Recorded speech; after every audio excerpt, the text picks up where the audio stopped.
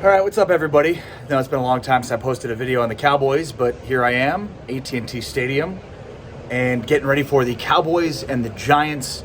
Of course, you can catch all of the coverage of the pregame show starting at 12:30, kickoff at 3:25, and then, of course, the postgame show to follow. Ted Nichols-Payne with a extremely colorful shirt. That is incredible. Love that shirt.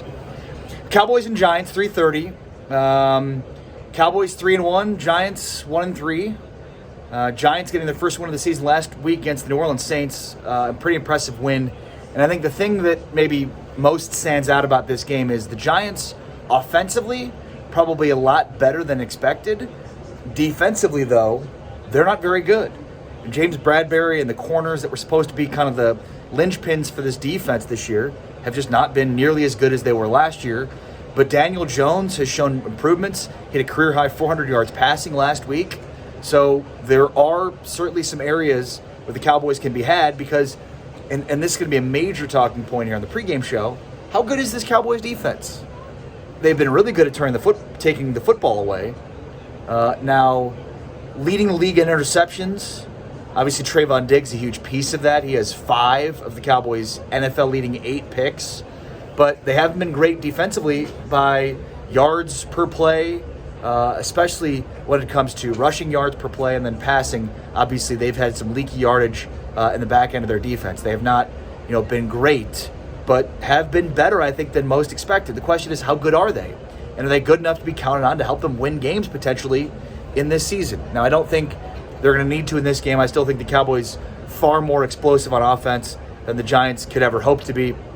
So I think the Cowboys will be able to outscore them in this game. I expect a high-scoring game here at AT&T Stadium. Keanu Neal will be back for the first time in a couple of weeks after COVID-19, but many of the Cowboys players that have been out remain out, will remain out. But yet it hasn't, Michael Gallup being out hasn't hurt the offense too much. There's still a ton of weapons, and, Dak is really good and has a great ability to be able to spread the football around consistently and get different players involved. And that's, I think, what's made this offense so good, so key, has been Dak's ability to spread the ball around, get a bunch of different players involved. They're so multifaceted on offense. They're reactive to what you do defensively. So this is a far cry from an offense that we saw under Jason Garrett that just tried to out-execute you pretty consistently.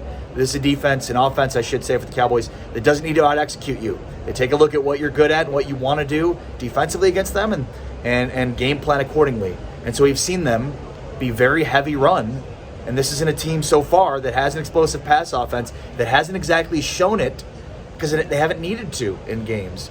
They're the number one rushing team, one of the top rushing teams in the NFL, which is crazy because they could be one of the top passing offenses in the NFL if they wanted to. That just shows you how multifaceted and good this offense is. All right, pregame show with Brian Broaddus starts at 12:30, kickoff at 3:25. Post-game show to follow. It's a Cowboys Sunday, and it starts right here at AT&T Stadium with me, Ari Temkin.